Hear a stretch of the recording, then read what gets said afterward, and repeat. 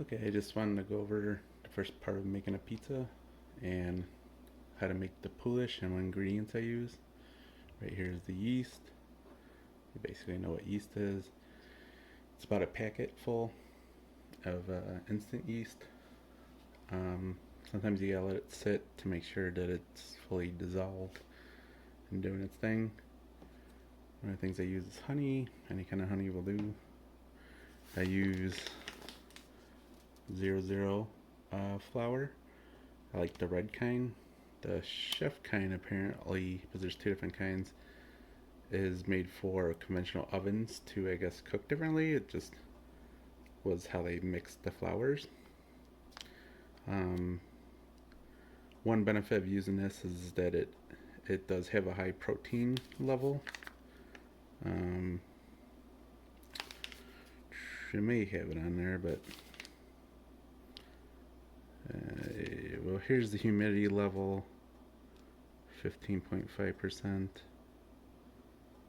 I'm not too sure if it has the protein level, but anyways, I use this as the majority of the flour.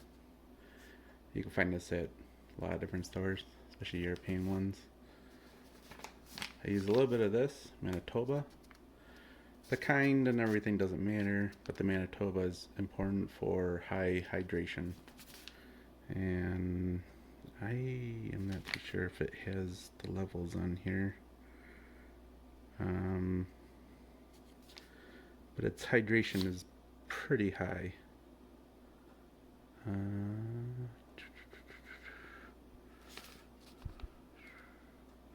Maybe this is also a humidity max 15.5%. Now it's in Italian, so I'm not exactly too sure.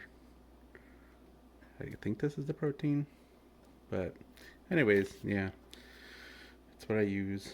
I guess it's Manitoba is a province in Canada, but then it gets shipped to Italy. Yeah. Then the next one I use is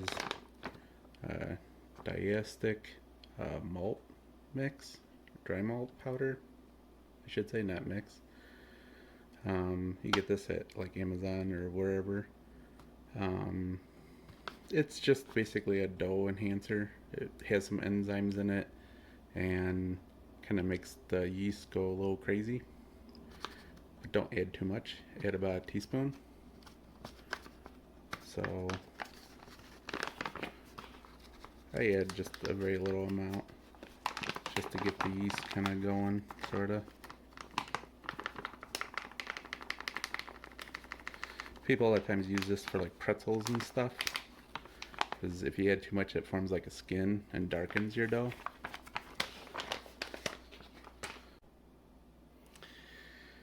So we added the diacetic malt powder, and so then we got to add the honey for the yeast also.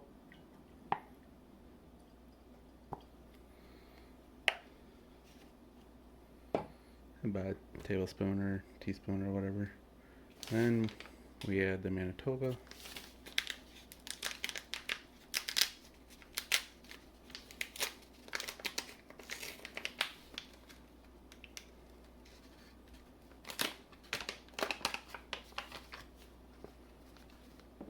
About 1/3 of the flour that you want to use is going to be the Manitoba. It's not that much.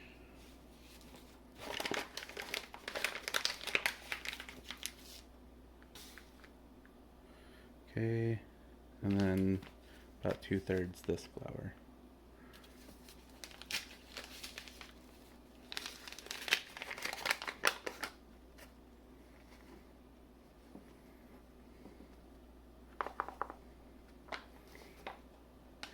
And so we're just going to mix that.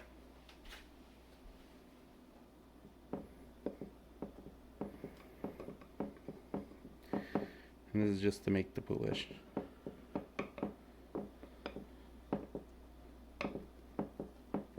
And the consistency you want is like a really thick water. So like this, I may have to add a little bit more water. Yeah, I will. Okay, it's almost turning into bigger. That's really the only difference between the big and the Polish. That the bigger is left a little more dry. The Polish is left really wet.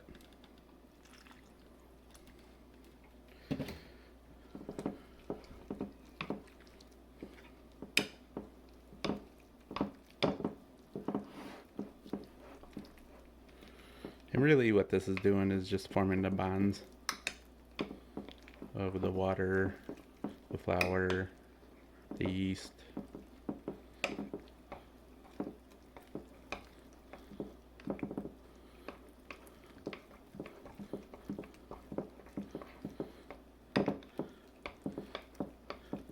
Even this is still a little too thick. You really do want it to be like a thick water.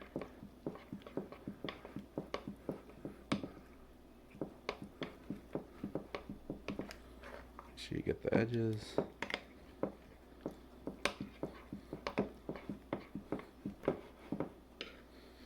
A little bit more.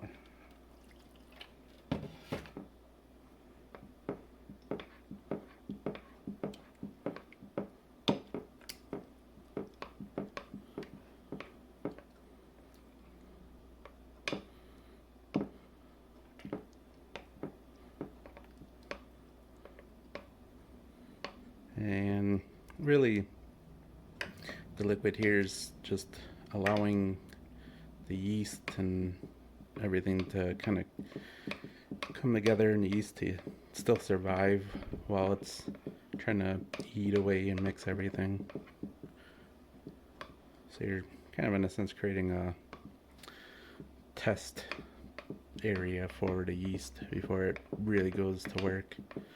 And the diacetic malt sort of brings in enzymes, but it also kind of forces the yeast to go even harder on it. And the point of this process is to get that gluten and to ensure that when it finally does, you do get to use the dough and yeast, it's pullable. And you'd put this in the fridge then for about 16 hours.